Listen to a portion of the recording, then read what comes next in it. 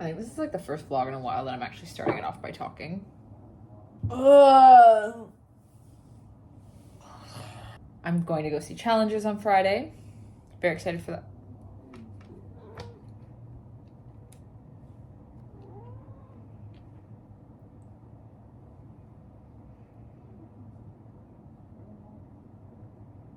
And I'm also on Friday.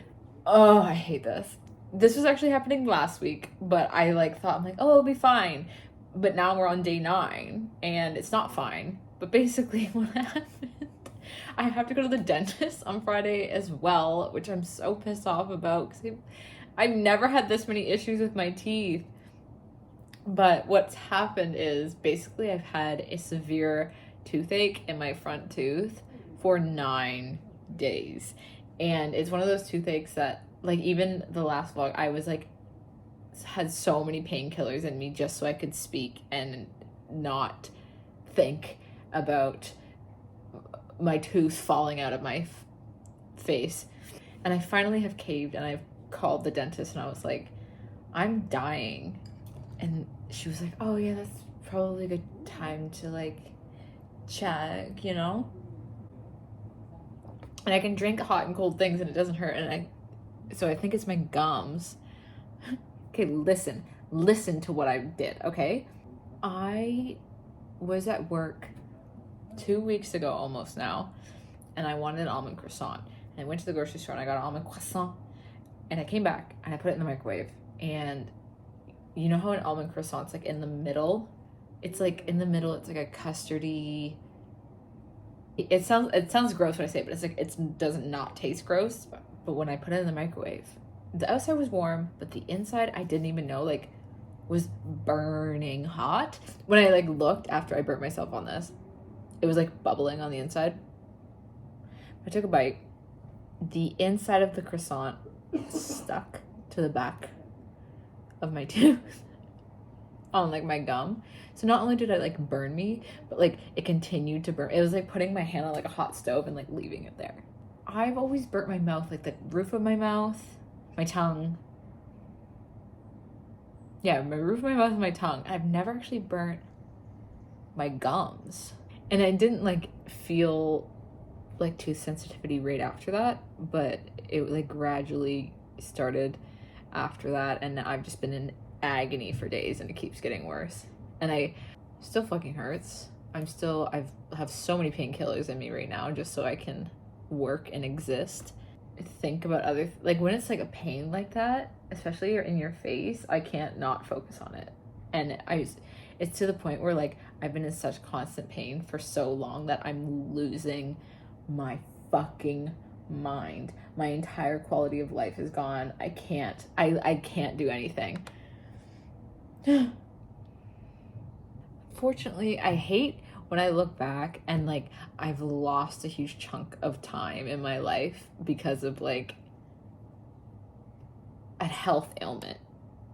And mine aren't even that severe, but it's health is one of those things that we take for granted until we do not have it. This is your sign to get your pap smear, check your tits, floss.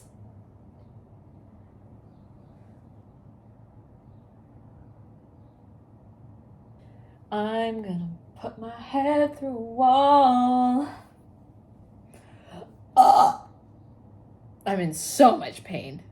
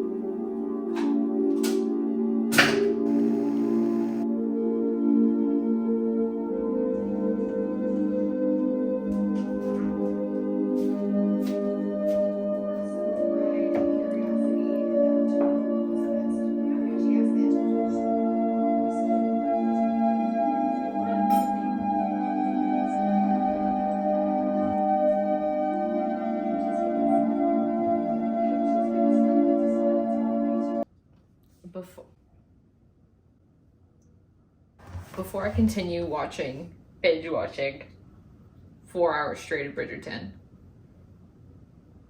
I thought I answered a question that was left in my comments. I don't know what video it was on, but it was about Kitty's backstory and where I got her, because she is coming up on 12 years old and she's quite odd. I'll actually let her eat. I was gonna grab her, but I will let her eat. Anyone who's ever met her, I mean, you can kind of see it on camera, but anyone who's ever met her will actually understand the extent to which her odd behavior and personality goes. It bleeds into every facet of who she is. Like, even the other day I had my friend over and I had like a tray of veggies and fruit, and something that Kitty's always done, and I don't know why, because I know a lot of cats will rub on olives because they have there's like a property in it that's the same as catnip. Kitty won't rub on olives, but she'll specifically rub on carrot sticks. So I had to take a carrot off the charcuterie board and like put it on the ground, and she like rubbed all over. And that's just something I've just always known that she's done. It's weird, like the behaviors we accept of our animals. And then like when someone from the outside world sees it, you're like, what the fuck is that? And you're like, oh, I've just always accepted that. Another thing she always rubs on is the tops of strawberries. That was our level. We were level green. Her backstory. So I'm now 27. I got her when I was 16. And I was begging and begging, Kitty, come here. Come here, honey. Oh, you want to rub on your pineapple? Yeah.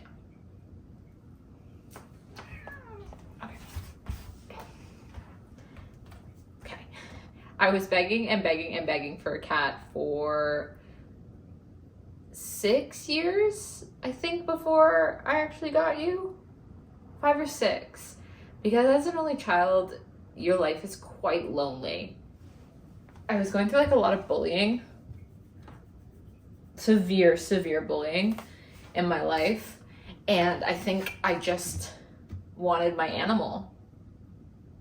I wanted like my life partner. Which was weird because I had like a relationship at the time that lasted 5 years. But shocker, that did not work out. Okay. You're gonna sit right there. Yeah. Oh, is there on the side? Oh yeah, I was begging and begging and begging for, like, I bugged the fuck out of my parents every day. Every day for, I'm gonna go with 5 years. I feel like it was closer to 6, but I'm gonna like not exaggerate it and say 5. I think my parents finally caved because, well, I just started grade 10. So by American standards, sophomore year. I think my parents finally caved. I'm actually gonna put a little trigger warning over this about suicide. But so yeah, just if you don't want to listen to that, I will put a timestamp you can jump to. So in grade 9, or by American standards, my freshman year, part of me wants to downplay how close I was with her. I want to say like a friend, one of my best friends at the time. She, in May actually, of grade 9, she killed herself, and I think my parents watched me spiral out of control because I mean, as a 14-year-old, you don't expect to come to school and find out that your best friend has hung herself, and you, especially at that age, you can't conceptualize death. I think I could, like, when my grandparents passed, but it's like when someone your age at 14 passes by their own choice, nope, couldn't understand it. And the bullying actually got worse, shocking, because what kind of sent my best friend over the edge was severe bullying. And I guess kids are dumb enough to think, oh, you know what will help the situation? More bullying. So I spiraled and spiraled and spiraled. And then December came along and I was still begging for a cat. And it was the last day of school before the holidays, like the 2-week break that I think it's 2 weeks you get in high school. And I get in the car and it's snowing. I get in the back seat and both my parents are in the car because I think they both had that Friday off. And I get in the back seat behind the driver's seat behind my dad, and he's like, "Can you grab something in the box for me?" And I open the box, and there she was. After 6 years of begging and begging and begging for my life partner, I'm literally tearing up. There she was in the box. Kitty's a very small cat, but obviously she was very, very, very tiny as a kitten too. And you know how kittens have that like kind of like halo of fluff around them? And she was looking up at me, and I remember I like grabbed her and I like held her to my chest. Why am I emotional? She's still alive. She's right there, bitch. I like held her to my chest and just lost it. And I hadn't really cried since, I think what actually started to happen, like after going to your best friend's funeral and having an open casket, you dissociate and you completely shut down. And all of a sudden I was awake again when I was holding Kitty. And when I'm on shrooms, the couple times I've done it here, and some people may believe in this, some people may not, to each their own. I always say to Kitty, like when we're alone in my apartment, I always like look at her, I'm like, how many lifetimes have we met? Oh my God, is that called reincarnation when you believe in that? Reincarnation? Other lifetimes? I guess, yeah.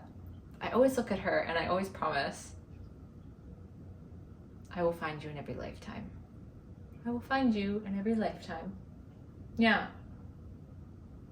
And her birthday is October 12th. She is a Libra, and she's also a cunt. So yeah, she's coming up on, I guess that's her champagne birthday. I don't know how I'm going to exist without her, because everywhere I've gone, I'm literally a cat under my arm. That's the backstory behind Kitty. That was a little too emotional for me. So I'm gonna continue binge watching Bridgerton until there's not a brain cell left in my head. I call this woman the queen of discontentment, and like, this is why. You are sitting on a hammock underneath a beautiful bird of paradise leaf in a beautiful warm apartment, and this is how you look.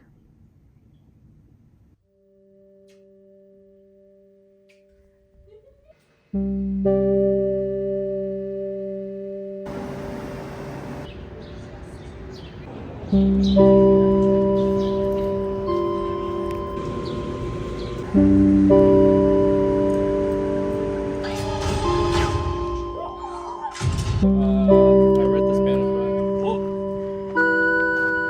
Where? I haven't done this since I used to smoke a lot of weed in high school, specifically grade 9, and then it freaked me the fuck out and I stopped drinking and smoking. By the age of 14, I was like, that's actually, I don't like that. And I chose The Sims 3 instead. Or was it Sims 4 at that time? I haven't done this since then, but it's 9:30 at night and I'm making Mr. Noodles and watching Family Guy in bed. I think today is about healing the inner child. Went into the dollar store after the movie and played with hula hoops.